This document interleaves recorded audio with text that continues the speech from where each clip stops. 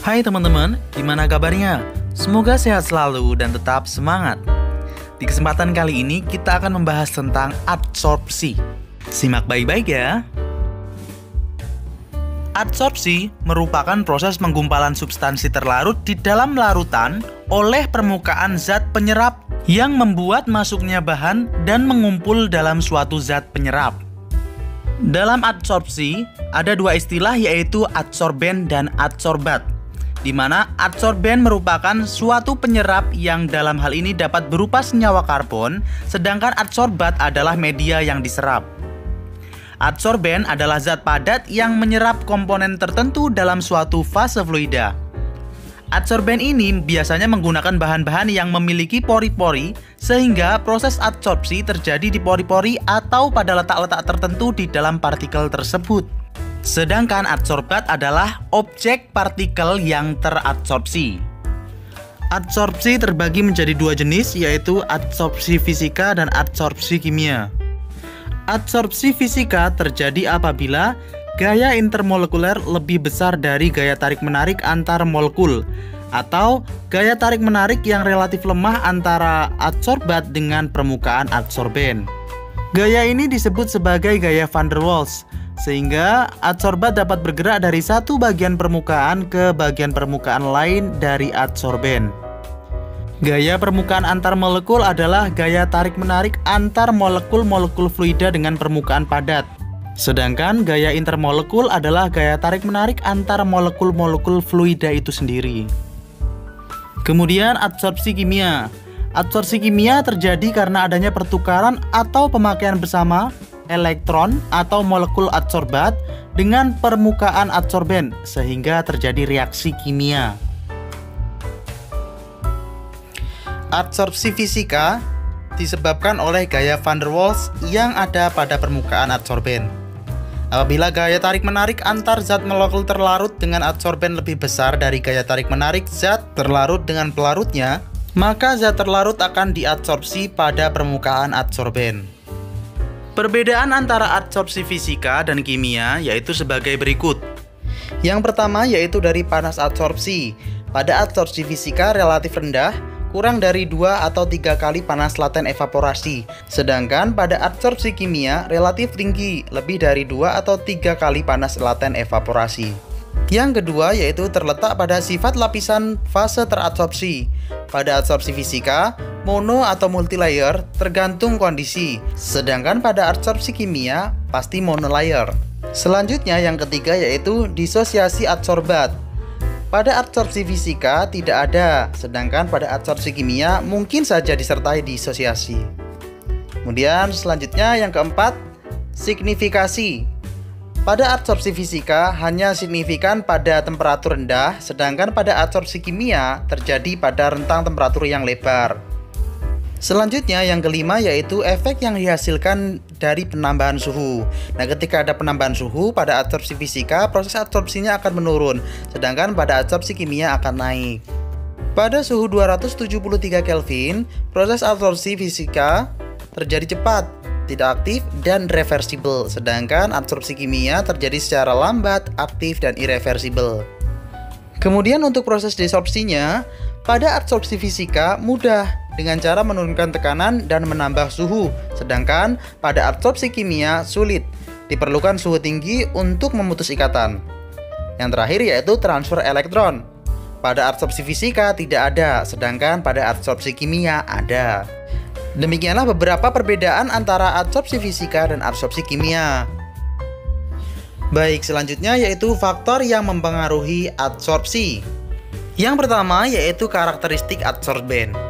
Karakteristik adsorben yang mempengaruhi laju adsorpsi adalah ukuran dan luas permukaan partikel. Laju adsorpsi akan semakin cepat jika ukuran adsorben semakin kecil. Dan kemudian jumlah partikel adsorbat yang terserap juga akan semakin banyak dengan semakin luasnya adsorben. Yang kedua yaitu ukuran pori adsorben. Kebanyakan air limbah mengandung berbagai ukuran partikel adsorbat.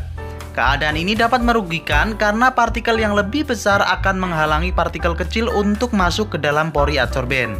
Namun gerakan konstan pada partikel adsorbat dapat mencegah terjadinya penyumbatan. Gerakan partikel kecil yang cepat membuat partikel adsorbat yang lebih kecil akan terdifusi lebih cepat ke dalam pori-pori. Ukuran pori merupakan salah satu faktor penting dalam proses adsorpsi, karena senyawa adsorbat harus masuk ke dalam pori adsorben. Proses adsorpsi akan berjalan lancar jika ukuran pori adsorbat cukup besar untuk dapat memasukkan adsorbat ke dalam pori adsorben. Selanjutnya yaitu kelarutan adsorbat. Proses adsorpsi terjadi saat adsorbat terpisah dari larutan dan kemudian menempel di permukaan adsorben. Partikel adsorbat yang terlarut memiliki aktivis-aktivis yang kuat, tetapi ada pengecualian beberapa senyawa yang sedikit larut, sulit untuk diserap, sedangkan ada beberapa senyawa yang larut namun mudah untuk diserap. Waktu kontak juga mempengaruhi banyaknya adsorbat yang diserap, disebabkan perbedaan kemampuan adsorben dalam menyerap adsorbat yang berbeda-beda. Kondisi ini akan dicapai pada waktu yang tidak lebih dari 150 menit. Kemudian seiring berjalannya waktu, jumlah adsorbat yang terserap tidak lagi signifikan. Selanjutnya, suhu. Suhu juga dapat mempengaruhi proses adsorpsi. Laju adsorpsi akan meningkat dengan meningkatnya suhu, begitu pula sebaliknya. Proses adsorpsi merupakan proses eksotermik, maka derajat adsorpsi akan meningkat saat suhu rendah dan turun pada suhu tinggi. Dan yang terakhir yaitu adanya agitasi atau pengadukan. Agitasi adalah keadaan bergolak atau bisa disebut dengan turbulence. Baik, selanjutnya yaitu tahap-tahap proses adsorpsi. Yang pertama yaitu transfer molekul-molekul zat terlarut yang teradsorpsi menuju lapisan film yang mengelilingi adsorben. Kemudian dilanjutkan yang kedua yaitu difusi zat terlarut yang teradsorpsi tersebut melalui film diffusion process atau lapisan film. Yang ketiga yaitu difusi zat terlarut yang teradsorpsi melalui kapiler atau pori dalam adsorben tersebut, yaitu pore diffusion process. Dan yang keempat yaitu adsorpsi zat terlarut yang teradsorpsi pada dinding pori atau permukaan adsorben. Baik, berikut ini operasi dari proses adsorpsi. Contoh operasi dari proses adsorpsi yang pertama, proses adsorpsi dilakukan dalam suatu bak dengan sistem pengadukan, di mana penyerap yang biasanya berbentuk serbuk dibubuhkan, dicampur, dan diaduk dengan air dalam satu bangunan, sehingga terjadi penolakan antara partikel penyerap dengan fluida.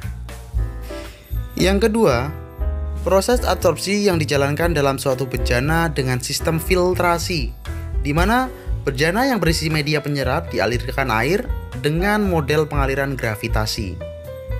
Jenis media penyerap sering digunakan dalam bentuk bongkahan atau butiran atau granular, dan proses adsorpsi biasanya terjadi selama air berada di dalam media penyerap, atau biasanya juga disebut dengan cara kontinu atau kolom. Oke teman-teman, demikian adalah penjabaran dari proses adsorpsi. Semoga bermanfaat. Mohon bantuannya untuk subscribe, like, dan share video ini agar lebih banyak lagi yang menerima manfaatnya ya. Terima kasih.